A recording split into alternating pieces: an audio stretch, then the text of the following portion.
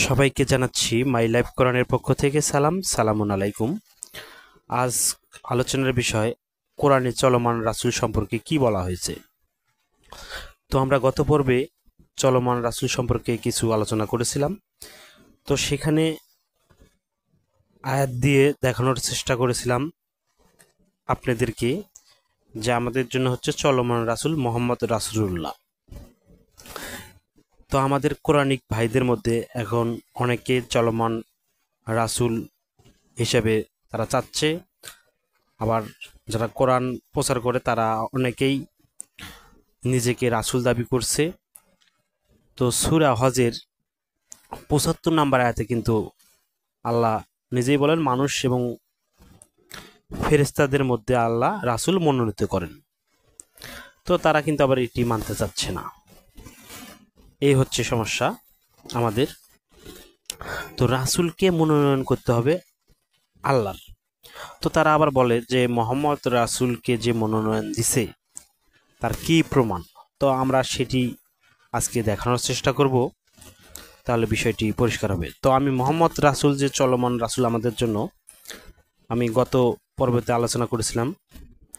আজকে শুধু আপনাদেরকে সেই আয়াত নাম্বারগুলো বলে দেব, যারা দেখেননি সেই আলোচনাটি দেখে নেবেন,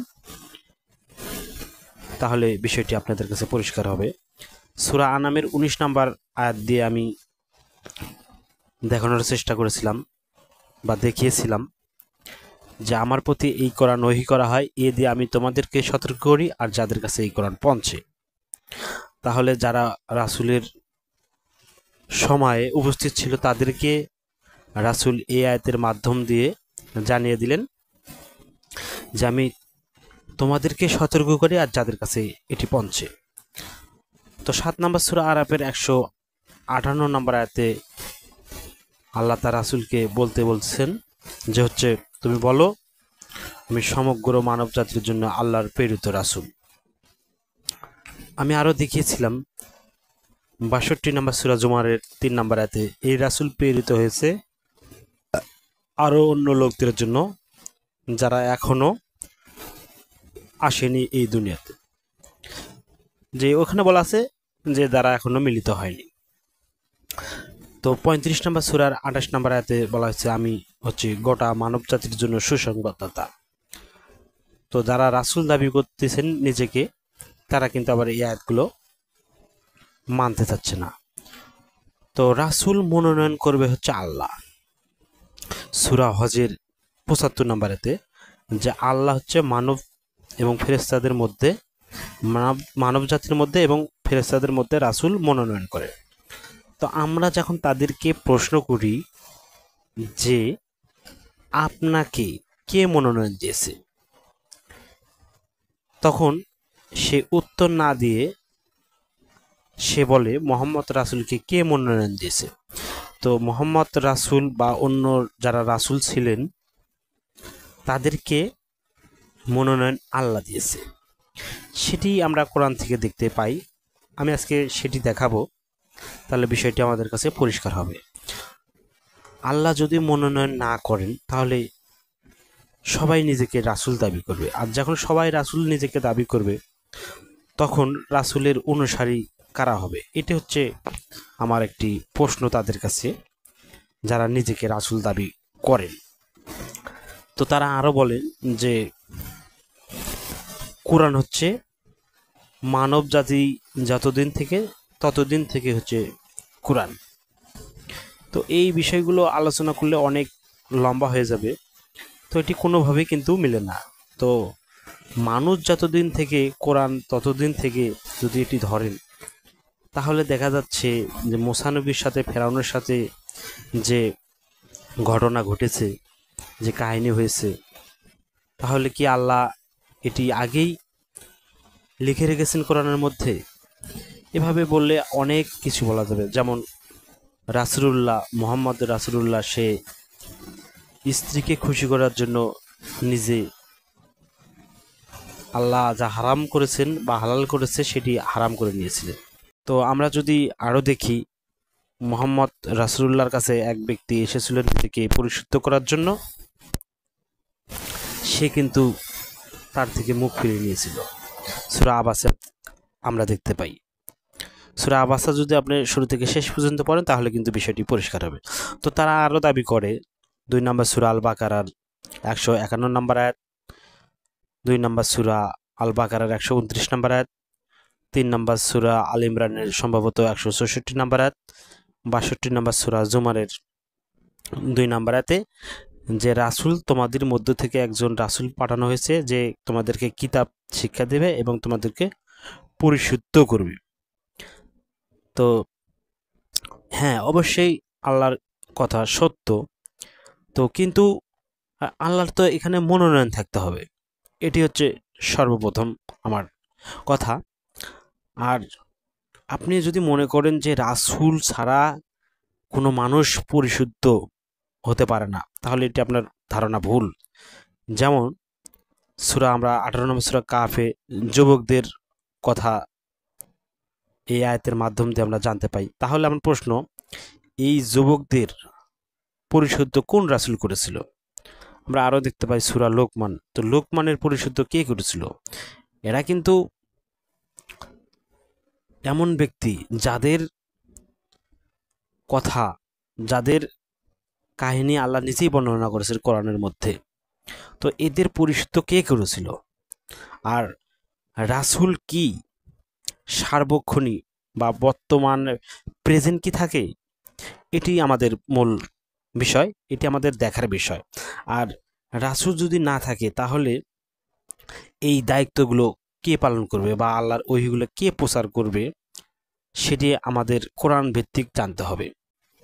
তো এখন আপনি আমাকে প্রশ্ন করতে পারেন, তাহলে 2 নম্বর সূরা আল বাকারার 151 নম্বর আয়াত, 62 নম্বর সূরা জুমারের 2 নম্বর আয়াত, এই আয়াতগুলোতে যে বলা হচ্ছে রাসূল তোমাদেরকে কিতাব, হিকমা আর পরিশুদ্ধ করবেন, তাহলে এই আয়াতগুলোর কি হবে? তো ভাই, আপনার কাছে আমার প্রশ্ন যে আপনি কিছু কি কোরআনের আয়াত মানবেন আর কিছু কি অস্বীকার করবেন, সেটি আপনার ব্যাপার। তো যাই হোক, রাসূল যে সার্বক্ষণিক চলমান থাকবে এই বিষয়ে কি আপনারা কোরআন থেকে কোনো দলিল বা আয়াত দিতে পারবেন? তো রাসূল চলমান সার্বক্ষণিক থাকবে না, সেটির দলিল আসুন আমরা দেখি যে আল্লাহ কি বলেছেন।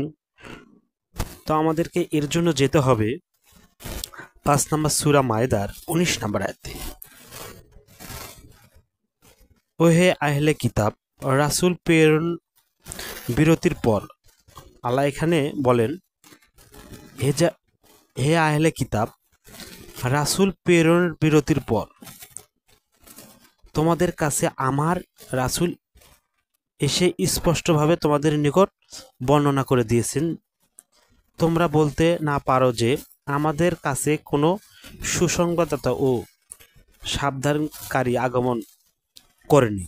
এখন তাই সুসংবাদদাতা ও সাবধানকারী এসে গেছে, আর আল্লাহ হচ্ছেন সকল বিষয়ে সর্বশক্তিমান। তো এই আয়াতটিতে আমরা দেখলাম আল্লাহ কিতাবীদেরকে সম্বোধন করে বলেন যে রাসূল প্রেরণের বিরতির পর তোমাদের কাছে আমার রাসূল এসে গেছে, স্পষ্টভাবে তোমাদেরকে বর্ণনা করে দিয়েছে। তো এখানে আমরা দেখলাম রাসূল আল্লাহ প্রেরণ করেন, আবার বিরতিও রাখেন, তারপর আবার রাসূল পাঠান। তাহলে এই যে বিরতি আল্লাহ রাখেন রাসূলদেরকে, আল্লাহ যখন ইচ্ছা তখন কিন্তু রাসূল আল্লাহ মনোনয়ন করেন, করে তারপরে মানুষদেরকে সুসংবাদ দেয় যে আল্লাহর পথে তোমরা চলো, যদি না চলো তোমাদের জন্য আছে জাহান্নামের সুসংবাদ। এই আয়াতটিতে আমাদের লক্ষণীয় বিষয়, রাসূল কিন্তু সার্বক্ষণিক যে চলমান থাকে এমন কিন্তু না। তাহলে আমরা এই আয়াত থেকে বুঝলাম যে রাসূল সার্বক্ষণিক চলমান থাকে না, বিরত থাকে। তো আমাদেরকে এই যে সূরা আরাফের 158 নম্বর আয়াতে রাসূলকে দিয়ে বিশ্ববাসীকে জানিয়ে দিতে আল্লাহ বললেন যে আমি হচ্ছি আল্লাহর রাসূল সমগ্র মানব জাতির জন্য তো আল্লাহ রাসূল আল্লাহর নির্দেশ অনুযায়ী মানুষদেরকে বললেন, আমি হচ্ছি আল্লাহর রাসূল সমগ্র মানব জাতির জন্য। আর তারই উত্তরে তিনি নিজেই আবার বললেন, আল্লাহ তাকে শিক্ষা দিলেন যে এই কোরআন আমার কাছে ওহী করা হয়, এ দিয়ে আমি তোমাদেরকে সতর্ক করি আর যাদের কাছে এই কোরআন পৌঁছে। আবার আল্লাহ তাকে দিয়েই বলালেন ৬২ নম্বর সূরা জুমারের ৩ নম্বরেতে, এই রাসূল প্রেরিত হয়েছে আরো অন্য লোকদের জন্য। তাহলে রাসূল বিরতির পর আল্লাহ এই রাসূলকে পাঠিয়ে জানিয়ে দিলেন বিশ্ববাসীকে যে যারা এখনো তোমার সাথে মিলিত হয়নি, তুমি তাদের জন্য। সূরা ৬২ নম্বর সূরা জুমারের ৩ নম্বর আয়াতে আমরা এটিই বুঝতে পেলাম। আর ৬ নম্বর সূরা আনামের ১৯ নম্বরে তা আমরা সেটিই দেখতে পেলাম, আমার প্রতি এই কোরআন ওহী করা হয়, আমি এ দিয়ে তোমাদেরকে সতর্ক করি আর যাদের কাছে এই কোরআন পৌঁছে।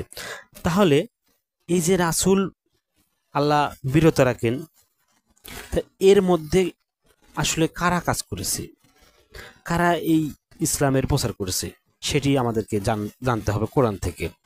তো এই সূরা মায়দার আপনি যদি ৪৪ নম্বর আয়াতে যান তাহলে সেটি কিন্তু দেখতে পাবেন, এই বিষয়টি পরিষ্কার করা হয়েছে।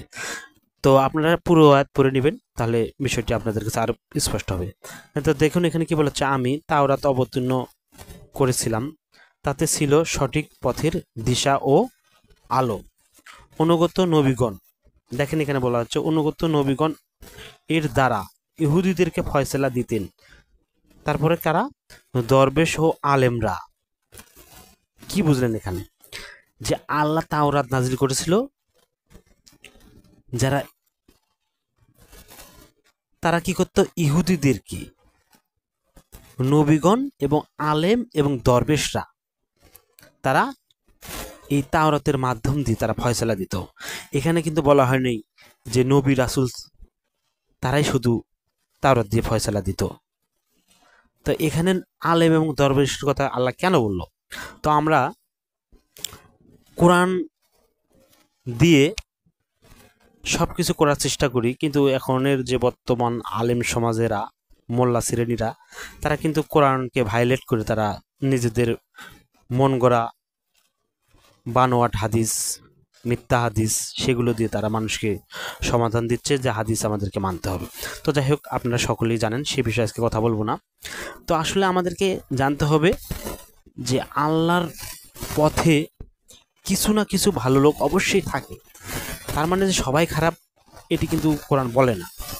তো তাই তো আমরা এখানে দেখতে পেলাম যে অনুগত নবীগণেরা, আলেম এবং দরবেশরা, তারাও কিন্তু তাওরাত দিয়ে ফয়সালা দিত। তো আসুন আমরা আরও কয়েকটি আয়াত দেখে নিই যে আলেম এবং দরবেশরা যে সবাই খারাপ তা কিন্তু না, এর মধ্যে কিছু ভালো আলেম এবং দরবেশও আছে, সে কথাই কিন্তু আমাদেরকে কোরআন বলে। আর তারা আসলে ইসলামের প্রচার করতে পারবে কিনা, আল্লাহর এই কিতাব প্রচার করতে পারবে কিনা, সেটি আমরা আসুন দেখে নিই। আমি আমার মন গড়া কথা কোনো বলবো না। আর যারা আপনারা শুনছেন তারা আয়াতগুলো মিলে দেখবেন, আর যাদের কথা আপনারা শোনেন তাদের কথাও আপনারা মিলে দেখবেন যে কতটুকু সত্য আর কতটুকু মিথ্যা। তো ৫ নম্বর সূরা মায়দার আমরা যদি ৬৩ নম্বর আয়াতে যাই, সেখানে আমরা দেখতে পাই, দরবেশ ও আলেমরা কেন তাদেরকে পাপ কথা বলতে এবং হারাম ভক্ষণ করতে নিষেধ করে না, তারা খুবই মন্দ কাজ করছে। তো এই আয়াতটিতে আমরা দেখলাম আলেম এবং দরবেশরা মানুষকে পাপ কাজ থেকে বিরত রাখছে না, হারাম ভক্ষণ থেকে তারা নিষেধ করছে না, তারা যা করছে সেটি কিন্তু খুব মন্দ কাজ করছে। তার মানে তারাও অধিকার রাখে মানুষকে পাপ কাজ করতে তারা নিষেধ করতে পারবে, হারাম ভক্ষণ করতে তারা নিষেধ করতে পারবে, সেটি কিন্তু আমরা এখান থেকে পরিষ্কার হলাম। তো এখন কিছু আলেম এবং দরবেশরা তারা মানুষের মাল, ধন সম্পদ তারা অন্যায়ভাবে ভোগ করে, বলে আল্লাহর কথা, কিন্তু অথচ তারা আল্লাহর কথা বলে না, তারা মন করা কথাবার্তা বলে, বিভিন্ন হাদিসের কথা বলে, কিচ্ছা কাহিনী বলে তারা মানুষকে ধোঁকা দেয়, ধোঁকা দিয়ে বোকা বানিয়ে তারা তাদের অর্থ সম্পদ ভোগ করে, সেই কথাও কিন্তু আল্লাহ তুলে দিলেন। তো আমরা সেটি দেখব 9 নম্বর সূরা তওবার 31 নম্বর। আল্লাহকে বাদ দিয়ে তারা তাদের আলেম আর দরবেশদেরকে রব বানিয়ে নিয়েছে। তো এখানে আমরা দেখলাম তারা আল্লাহকে বাদ দিয়ে তাদের আলেম এবং দরবেশদেরকে রব বানিয়ে নিয়েছে। এই যে আলেম এবং দরবেশরা তারা আল্লাহর কথা বলতো, সেটি আমরা দেখলাম 5 নম্বর সূরা মায়দার 44 নম্বরেতে, যে অনুগত নবীগণ এবং আলেম এবং দরবেশরা তারা কি করত, আল্লাহ যা নাজিল করেছে তাওরাত, সেই তাওরাত দিয়ে তারা ফয়সালা দিত।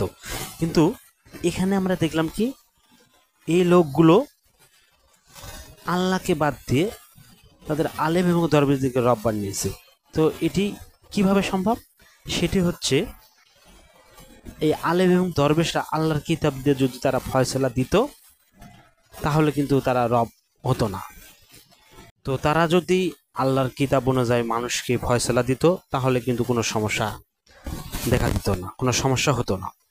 কিন্তু এই আয়াতে আমরা দেখলাম যে আল্লাহকে বাদ দিয়ে কিছু লোক আলেম এবং দরবেশদেরকে রব বানিয়ে নেয়, যেমন আর মারিয়মের পুত্র মাসিকেও, অথচ তাদেরকে এক ইলাহা ব্যতীত ইবাদত করার আদেশ দেওয়া হয়নি। তিনি ব্যতীত সত্যকারের কোনো ইলাহা নেই, পবিত্র আর মহিমা তারই। তারা যাদেরকে অংশীদার গণ্য করে তা থেকে, অর্থাৎ আল্লাহর সাথে যারা আলেম এবং দরবেশদেরকে বা অন্য কিছু হতে পারে শরিক করে, তা থেকে তিনি বহু ঊর্ধ্বে। তো এবার আমরা দেখব যে বিশ্বাসীদের জন্য আল্লাহ কি মেসেজ দিয়েছেন। তো এই সূরার আমরা 34 নম্বর আয়াতে দেখব, হে বিশ্বাসী বা যারা ঈমান এনেছো, অবশ্যই আলেম ও দরবেশদের, সবার কিন্তু কথা আল্লাহ এখানে বলেনি, অবশ্যই আলেম ও দরবেশদের অনেকেই, সবাই কিন্তু না ভাই, ভুয়া কর্মকাণ্ডের মাধ্যমে মানুষের ধন সম্পদ তারা ভোগ করে বা গ্রাস করে থাকে, আর আল্লাহর পথে তারা বাধা সৃষ্টি করে। ঠিক আছে, এখানে আমরা দেখলাম কি যে ভুয়া কর্মকাণ্ডের মাধ্যমে তারা কি করে, মানুষের সম্পদ ভোগ করে থাকে। ঠিক আছে, আবার আল্লাহর পথে তারা বাধা সৃষ্টি করে। তাহলে আল্লাহর পথে যদি তারা মানুষকে ডাকতো তাহলে কিন্তু কোনো সমস্যাই থাকতো না। তো অনেক আলেম এবং দরবেশরা তারা মানুষকে আল্লাহর নামে মিথ্যা কথা বলে, মানুষকে কোরআনের কথা না বলে বিভিন্ন মন গড়া কথা, বিভিন্ন তাফসির বলে তারা মানুষকে আল্লাহর পথে বাধা দেয়। আপনি একটা কোরআনের কথা বলবেন, তারা বলবে যে শুধু কোরআন মানলে হবে, আপনাকে হাদিসও মানতে হবে। তো তাদেরকে যখন বলবেন যে ভাই আপনি কোন হাদিসের কথা বলছেন, তখন তারা বলবে যে সহিহ বুখারী শরীফ, তিরমিজি শরীফ, আবু দাউদ শরীফ। তারা কিন্তু আবার শিয়াদের গ্রন্থের কথা বলে না বা তারা সেটি মানেও না। তো যখন আপনি তাদেরকে বলবেন যে বুখারী শরীফে তো উটের মুদ্র খাওয়ার কথা বলা আছে অসুস্থ হলে, কালিজিরা ছাড়া সমস্ত মৃত্যু ছাড়া সমস্ত রোগের ওষুধ, তো তারা কিন্তু আবার সেগুলো বলে যে এটি ফুকাহাই কেরামরা তারা এটি মানা যে যাবে না বা এটি মানতে হবে না, তারা এটি নিষেধ করেছে। তো এইভাবে কিন্তু তারা একটার পর একটা আপনাকে ব্যাখ্যা দিবে, মন গড়া কথা বলবে, আপনি তাদের ফক করে বললে আপনার জীবন বরবাদ হয়েছে। অতএব আপনি কোরআনের পথে আসুন, কোরআন আপনাকে সুন্দরভাবে যে সলিউশন দেয় সেই কথাগুলো আপনি মেনে চলুন। যেরকম মুসলিম শরীফে বলা আছে যে কোনো স্ত্রীলোক দেখলে মনের ভিতরে যদি কোনো কিছু জাগে তাহলে সে যেন তার স্ত্রীর সাথে যা মিলিত হয়, এতে করে তার যা মনে আছে সব মিটে যায়। তো এইভাবে কিন্তু আমরা হাদিসগুলোতে দেখতে পাই অনেক অশ্লীল কথাবার্তা, যেগুলো আসলে কোরআনের সাথে কোনোভাবেই মিলানো যায় না, কোরআনের সাথে সাংঘর্ষিক। ঠিক আছে, তো যাই হোক আজকে ওই বিষয়ে কথা বলবো না। তো আমরা আরও দেখি আলেমদের সম্পর্কে আল্লাহ কি বলেছে। তো আমরা 35 নম্বর সূরার যদি 28 নম্বর আয়াতে যাই, সেখানে দেখতে পাই যে আল্লাহর বান্দাদের মধ্যে তারাই তাকে ভয় করে, যারা জ্ঞানী, এখানে আলেম শব্দের কথা বলা আছে, ঠিক আছে। তো আলেমদের কিছু গুণ আল্লাহ বর্ণনা করছেন, তারা ভালো ছিল। তো সেই গুণ যদি আমরা ধরে রাখতে পারতাম তাহলে কিন্তু আসলে আমরা সেই ইসলামের প্রচার করতে পারতাম, কিন্তু আমরা সেগুলো না করে মন গড়া ফতোয়া, মন গড়া ইজমা কিয়াস বানিয়ে, মন গড়া হাদিস বানিয়ে, লাউহাল হাদিস বানিয়ে সেগুলো আমরা মানুষকে শোনাচ্ছি, আর আল্লাহর পথে আমরা বাধা সৃষ্টি করছি। মানুষ এক শ্রেণীর মানুষ আছে হাদিস তৈরি করে, সূরা লোকমানের 6 নম্বরে আমরা দেখতে পাই। তো কথা বলতে বলতে অনেক বলে ফেললাম। তো এই কাজগুলো যখন রাসূল বিরত ছিল, রাসূল যখন ছিল না, এই আলেমরাই কিন্তু করেছে, দরবেশরাই কিন্তু করেছে। কিন্তু আমরা সেগুলোকে এমনভাবে মানুষের সামনে প্রেজেন্ট করছি, অনেক মানুষ এখন কোরআনের পথে এসে আলেম ওলামাদেরকে মানে এমনভাবে দেখছে যে সবাই হচ্ছে খারাপ। হ্যাঁ, যাদের কথা আপনি কোরআনের সাথে মিল পান না তারা অবশ্যই খারাপ, তাদের সাথে কোনো কোরআনের কোনো সম্পর্ক নেই, আল্লাহর কোনো সম্পর্ক নেই। যারা কোরআন দিয়ে বলে অবশ্যই তারা আলেম, তাদের কথা আপনি শুনবেন, তারা প্রচার করতে পারবে। এই আয়াতগুলো কিন্তু আমরা তাই দেখতে পেলাম সূরা মায়দার 44 নম্বরেতে, যে তারা ফয়সালা দিত। তাহলে তাদের যদি জ্ঞান না থাকে, কোরআনের যদি জ্ঞান না থাকে, তারা কি তারা ফয়সালা দিতে পারতো? এটি আপনি একটু চিন্তা করে দেখুন। তো এখন রাসূল আমাদের জন্য, মোহাম্মদ রাসূল হচ্ছে চলমান। তো তারা বলে যে হচ্ছে রাসূল যে চলমান, রাসূল যে আমাদের জন্য থাকবে না, তার কি প্রমাণ? তো তার প্রমাণ আমি কিন্তু দিয়েছি আগেই। সূরা আনামের 19 নম্বর আয়াত, সূরা আরাফের 158 নম্বর আয়াত, 158 নম্বর আয়াত, আর যদি আপনি 62 নম্বর সূরা জুমারের 3 নম্বর আয়াত দেখেন, এই 3টি আয়াত দেখলে আপনার চলমান রাসূল সম্পর্কে একটি ধারণা হবে। আর এটি প্রচার করবে এই আলেমরাই, কিন্তু আলেম দরবেশটাই। তারা যদি কোরআন বাদ দিয়ে অন্য কিছু বলে তখন আপনি তাদের কথা শুনবেন না। কোরআনে কিন্তু এই আয়াতগুলো এই কারণেই কিন্তু আমাদেরকে উদাহরণ দিয়েছে। কোরআন কিন্তু এখন আপনি বলতে পারেন যে আলেমরা দরবেশরা যে প্রচার করবে সেই আয়াত কোথায়? তো রাসূল যে বিরত ছিল সেই আয়াতটি আপনি তাহলে কি করবেন? তো এর মাঝে কারা প্রচার করত? এই আলেমরাই কিন্তু প্রচার করত। তো ভাই, এই আয়াতগুলো আমাদের জন্য আল্লাহ কেন নাযিল করলেন? এখান থেকে আমরা কি কিছু শিক্ষা নিতে পারি না? এখন আপনি রাসূল দাবি করবেন, আপনাকে মনোনয়ন কে দিল? আর যারা কোরআন প্রচার করে তাহলে কি সবাই রাসূল? মসজিদের ইমামও কোরআন প্রচার করে, কিছু না কিছু তো প্রচার করে, তারাও কি রাসূল? আবার অনেকে বলতেছে যে কুল মানে বলো, মানে আমাকেই বলছে, যাই কোরআন পাঠ করছে তাকেই বলা হচ্ছে। তো যে রাসূল নিজেকে এখন দাবি করছে তাকে আসলে পরিশুদ্ধ কে করেছে? কোন রাসূল করেছে? সে কোন রাসূলের কাছে পরিশুদ্ধ হয়েছে? এটি কিন্তু অনেক প্রশ্ন জাগে।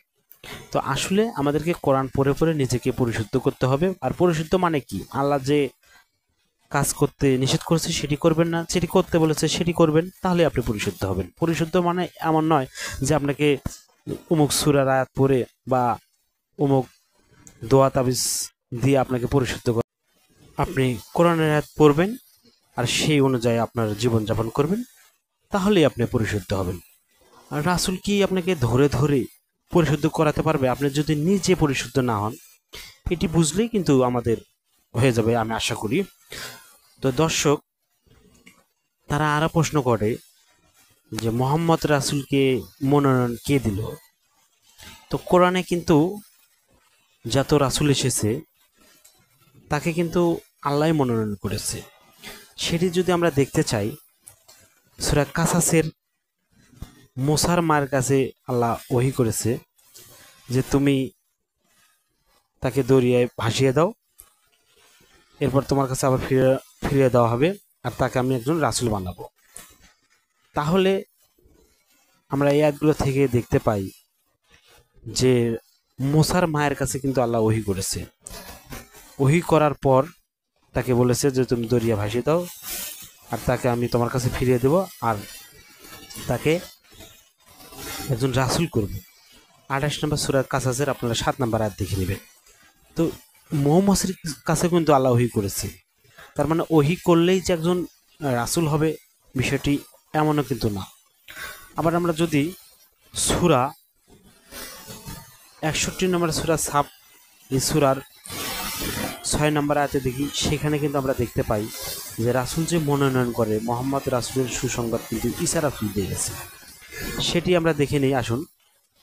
61 নম্বর সূরার 6 নম্বর আয়াত, স্মরণ করো যখন মারিয়মের পুত্র ঈসা বলেছিল, হে বনি ইসরাইল, আমি তোমাদের প্রতি আল্লাহর রাসূল, আমার পূর্ববর্তী তাওরাতের আমি সত্যায়নকারী এবং আমি একজন রাসূলের সুসংবাদদাতা যিনি আমার পরে আসবেন, যার নাম আহমদ।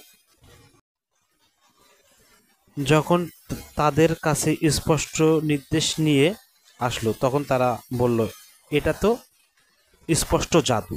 তো আমরা এই আয়াতটিতে দেখলাম ঈসা রাসূল একজন রাসূলের সুসংবাদ দিয়ে গিয়েছিলেন বনি ইসরায়েলদের কাছে। সে যখন স্পষ্টভাবে আসলো তখন তারা বলল জাদু। তো এই আয়াত থেকে কিন্তু আমরা একদম স্পষ্ট হয়ে গেলাম যে একজন রাসূল আরেকজন রাসূলের সুসংবাদ দিয়ে থাকে। তো আমরা সূরা আল ইমরানের 81 নম্বর আয়াতেও কিন্তু দেখতে পাই আল্লাহ নবীদের কাছ থেকে অঙ্গীকার নিয়েছিলেন যে তোমাদের কাছে যখন একজন রাসূল আসবে তোমরা তাকে সাহায্য করবে। তো সেটির উত্তর আমরা দেখতে পাই 61 নম্বর সূরা সাফ, এই সূরার 6 নম্বর আয়াতে, যে একজন রাসূল এসে আরেকজন রাসূলের সুসংবাদ দিচ্ছেন। জাকারিয়ার কাছে সুসংবাদ দিয়েছেন আল্লাহ। আপনারা সূরা আল ইমরান বা কোরআন নিয়ে আপনারা যদি ভালো করে গবেষণা পড়েন তাহলে কিন্তু আসলে বুঝতে পারবেন। এছাড়া কেউ নিজে নিজে রাসূল দাবি করবে বা মনোনয়ন করবে নিজেকে, এমন না। আল্লাহ যদি মনোনয়ন করেন তাহলে। আর আমরা আজকে বোঝানোর চেষ্টা করলাম যে আসলে আলেম এবং দরবেশরাও কিন্তু তারা আল্লাহর কিতাব দিয়ে ফয়সালা করত। তো এখন আমরা তাই করতে পারবো। আর রাসূল হিসেবে আমরা মোহাম্মদ রাসূলকে চলমান রাসূল হিসেবে মেনে নিয়েছি, বা কোরআন আমাদেরকে তাই বল, যা ইতিপূর্বে আমি অনেকবার বলেছি। আবারও আমি আপনাদেরকে স্মরণ করে দেই, 6 নম্বর সূরা আনামের 19 নম্বর আয়াতে, 7 নম্বর সূরা আরাফের 158 নম্বর আয়াত, 62 নম্বর সূরার 3 নম্বর আয়াত, 34 নম্বর সূরার 28 নম্বর আয়াত। আর মোহাম্মদ রাসূলের আরও সুসংবাদ তাওরাতেও আমরা দেখতে পাই, ইনজিলেও দেখতে পাই। তো আমরা সেটি যদি দেখতে চাই, 7 নম্বর সূরা আরাফের 157 নম্বর আয়াতে সেখানে বলা হচ্ছে যে উম্মি নবীর কথা। সেই উম্মি নবী হচ্ছে এই মোহাম্মদ রাসূলুল্লাহ। যখন তাদের কাছে আল্লাহ পাঠালো তারা বলল যে এ তো স্পষ্ট জাদু। তা আমরা দেখতে পাই 61 নম্বর সূরার 7 নম্বর আয়াতে যে এ তো স্পষ্ট জাদু। তো এইভাবে কিন্তু আল্লাহ রাসূলদেরকে মনোনয়ন করে থাকে। এখন যারা মানতে চান তারা মানবেন, আর যদি না মানতে চান, যদি মনে করেন যে আপনার একজন বর্তমান প্রেসিডেন্ট রাসূলের দরকার, তো আপনারা মানতে থাকেন ভাই, কোনো সমস্যা নেই, আমি আপনাকে বোঝাতে পারবো না। আর এই রাসূল দাবি করে যে কত বড় বিপদ যারা কোরআন মানতে চাচ্ছে, আপনারা ডেকে নিয়ে যাচ্ছেন সেই কাদিয়ানীদের মতো। তা কিছুদিন পরে আপনারা হয়তোবা এটি আসলে বুঝতে পারবেন। আর আপনারা যদি মনে করেন যে কোরআনের চলমান রাসূল সম্পর্কে বলা হয়েছে যে সব সময় রাসূল থাকবে, তাহলে সেই আয়াতটি আমাকে দেওয়ার চেষ্টা করবেন, আয়াত নাম্বারটি বলে দিবেন কমেন্টে। আমি আপনাদের এই আশায় রইলাম।